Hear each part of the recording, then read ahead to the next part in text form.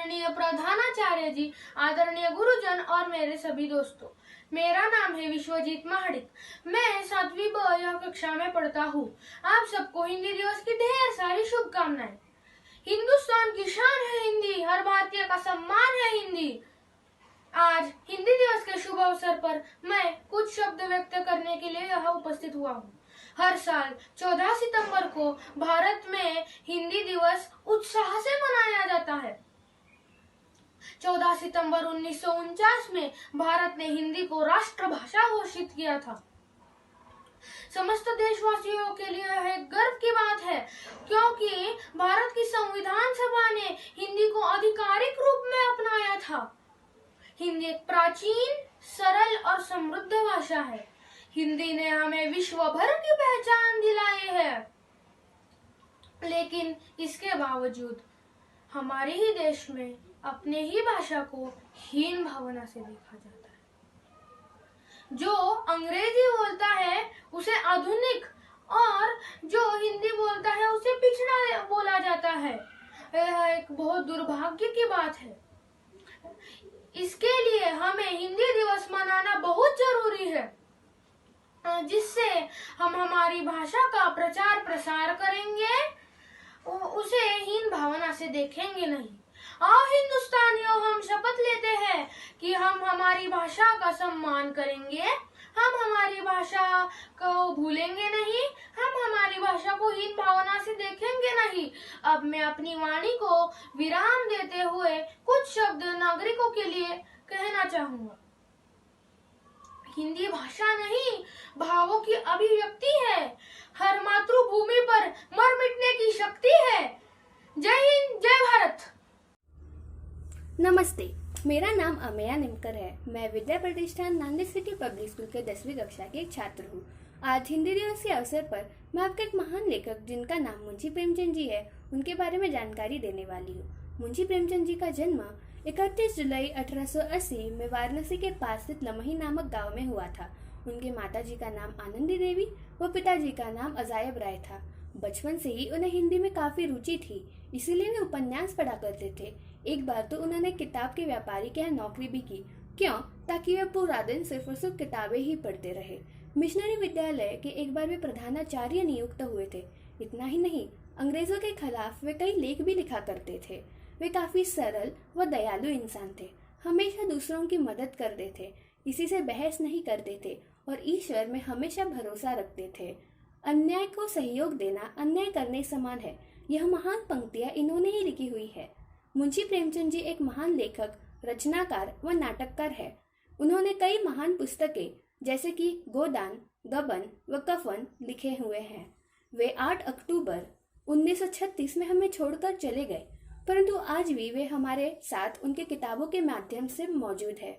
उनकी किताबें कभी हमारे आंखों में पानी तो कभी हमारे चेहरे पर मुस्कुराहट ला देते हैं, पर हमारे दिल में हमेशा रह जाते हैं।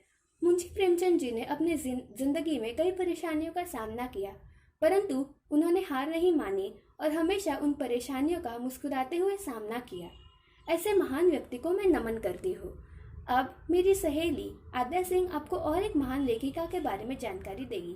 धन्यवाद। सुप्रभात, मेरा नाम आद्या सिंह है। मैं विद्या प्रतिष्ठान नांदेड़ सिटी पब्लिक स्कूल की 10वीं कक्षा की छात्रा हूँ। आप सबको मेरी तरफ से हिंदी दिवस की हार्दिक शुभकामनाएं।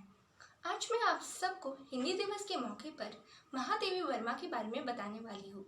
बेबाक, सहज, सजग, बेहतरीन और ममतामयी हिंदी साहित्य की एक अद्भुत प्रतिभा, ऐसे ही थी वो महादेवी वर्मा। वे उन्हें आधुनिक हिंदी की मीराबाई के नाम से भी जाना जाता है।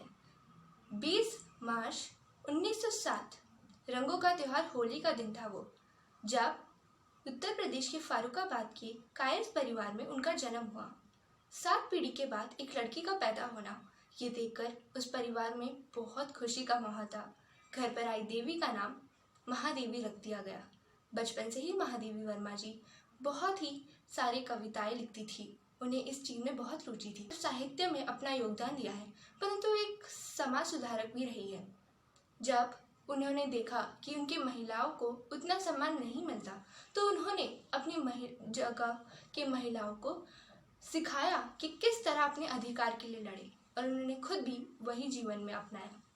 उन्होंने बहुत सारी ऐसी रचनाएं लिखी हैं, जैसे अतीत का चलचित्र और मेरा परिवार, जो बहुत ही प्रसिद्ध है क्योंकि उसमें बहुत ही आसान व सरल भाषा का उपयोग किया गया है, जो पाठकों को पढ़ने में बहुत ही आसानी होती है। उन्हें बहुत सारे पुरस्कारों से भी नवाजा गया है। 11 सितंबर 1987 में उनका दुखद देहांत हो गया, परंतु वो छायावाद की सबसे प्रसिद्ध कवियों में से एक जानी जाती है। उनके इस अविस्मरणीय योगदान को हम सदैव याद रखेंगे। इसी के साथ मैं आपसे विदा लेती हूँ, और मेरी दोस्त अर्पिता सिंह वो आपको एक और महान साहित्यकार के बारे में बताना चाहेगी। धन्यवाद। सुप्रभात, मेरा नाम अर्पिता सिंह है। मैं विद्या प्रतिष्ठान नांदेड़ सिटी पब्लिक स्कूल के 10वीं कक्षा की एक छात्रा हूँ। मेरी तरफ से आप सबको हिंदी दिवस की ढेर सारी शुभकामनाएं। आज हिंदी दिवस के इस अवसर पर मैं आप लोगों को हिंदी भाषा के एक समृद्ध साहित्यकार गोस्वामी तुलसीदास जी के बारे में बताऊंगी। गोस्वामी तुलसीदास का जन्म संवत 1554 की श्रावण शुक्ल सप्तमी को बांदा जिला के राजापुर नामक ग्राम में हुआ था। इनके पिता का नाम श्री आत्माराम दुबे तथा माता का नाम हुलसी था।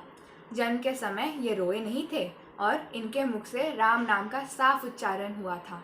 इनकी माता ने इन्हें अपनी दासी चुनिया के साथ इसके ससुराल भेज दिया और दूसरे ही दिन इस संसार से चल बसी। चुनिया ने बड़े ही प्रेम से इनका लालन पालन किया, किंतु जब इनकी अवस्था 5.5 वर्ष की थी तब चुनिया भी भगवान को प्यारी हो गई और ये अनाथ होकर द्वार द्वार भटकने लगे। अयोध्या से अपने गुरु श्री नरहरिदास जी के साथ ये सोरो आए, जहाँ गुरुमुख से इन्हें पवित्र राम कथा श्रवण करने का अवसर मिला। तदनंतर काशी जाकर इन्होंने श्री शेष सनातन जी से 15 वर्ष तक वेद शास्त्र का गंभीर अध्ययन किया।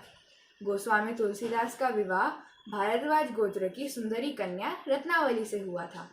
तुलसीदास जी की कुछ प्रसिद्ध रचनाएं हैं रामलला नछु, वैराग्य संदीपनी, जानकी मंगल, रामचरितमानस, सतसई, गीतावली, विनय पत्रिका, कृष्ण गीतावली, बरवे रामायण, दोहावली और कवितावली इत्यादि हैं।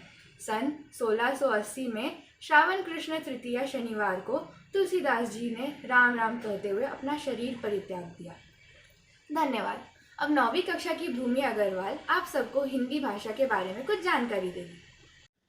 नमस्ते, मेरा नाम भूमि आशीष अग्रवाल है। मैं 9वीं कक्षा की छात्रा हूँ।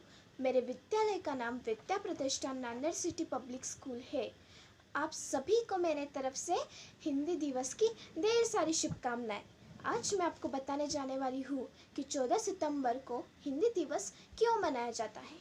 14 सितंबर 1949 इस दिन भारतीय संविधान के 17वें भाग के 343वें अध्याय में हिंदी को राष्ट्रभाषा घोषित किया गया था।